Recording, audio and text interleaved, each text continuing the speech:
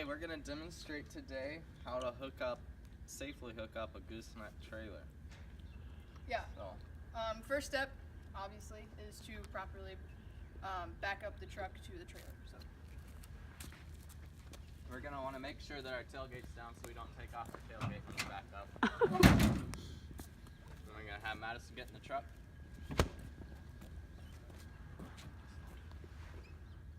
I'm gonna guide her back as she backs up. You always want to make sure you have good communication with your driver.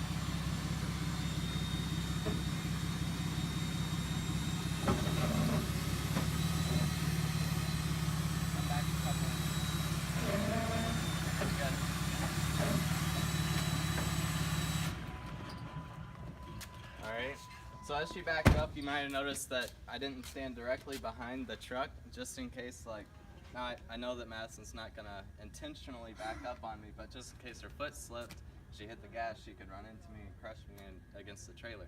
So that's a safety precaution, that you don't stand directly behind the truck as they're backing up. Also, she backed square up to the trailer. She didn't back at it at like a crazy angle, so that it makes it easier and safer on that. And she didn't ram the corner of her bed into the trailer. So now we're just gonna lower the trailer onto the truck. one thing you want to do before you even back up the truck is make sure that your trailer is up high enough. So then, if you have a higher truck or a lower truck, you make sure you don't hit the neck of the trailer into the ball. And it also makes it easier to help direct the driver instead of having very minimal space to cover the ball. A good standard we like to go by is have it jacked up to like 3 inches above the ball. Yep. So if you had it on soft ground and it sunk a little bit, you'd still have that safety room to be able to back up to the ball. So now we just, okay. Well, you go faster than that, Scooter. See, I'm trying to help them get their time limit. So, as he's covering that, That's all. we got this truck recently. We changed the light adapter.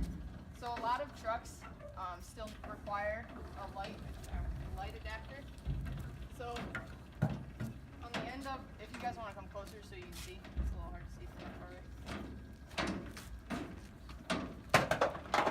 away. So the light adapter has 5 little holes, I guess, and they use a light adapter if you have a different plug. So we used to have these all the time for all our different trailers, but there's a groove on the inside where it goes up that just shows you which way to properly put it on. So you just slide it on, and then this is the broke one. Hold on.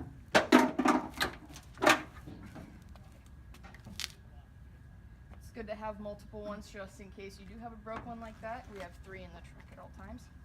And then a lot of times you'll just plug it in here. It's either inside the bed of the truck or back here By the left-hand split. by the license plate. But since we have this truck changed, we no longer need our adapters, but they're always still nice to have in case someone needs them. So going to the light adapter, it's the same thing for the adapter plug. You just plug it right in, and it has a lip on the end of the cover, so you know it's all the way in when it catches. Alright, and as Scott was backing up, he jacked it all the way until it stopped. Then you're going to rotate it back a full turn so you can lay it right into this groove. After you jack the jack all the way up, we're going to raise our jacks up to where they're all the way in. With this, it's pretty easy. So it pops right up in there. Alright. So this is really important because if you're going to load on a skid loader or a tractor, whatever, onto the flatbed, if it's not locked down, the weight at the end of the trailer will pop the front of this trailer up and off the ball onto your truck, wherever. It's happened before, I watched it.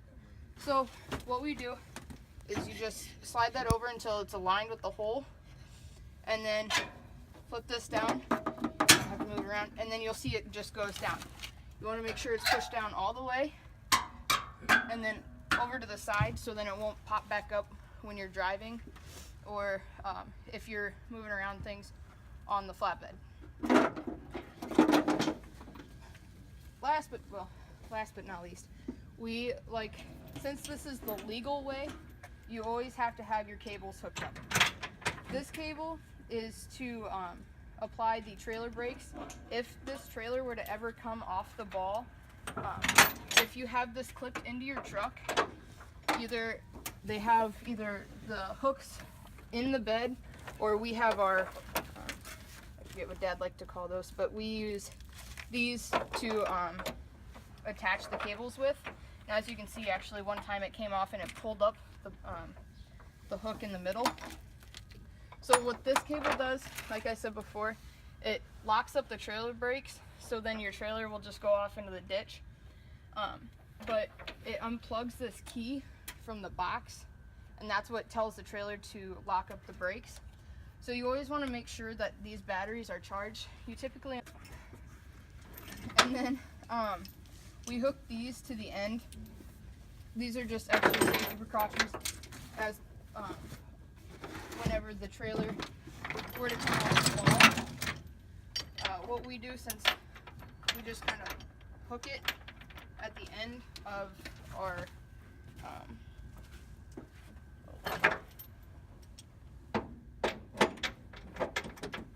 and since that one's pulled up, that one's a little harder to do because this trailer did pop off one time and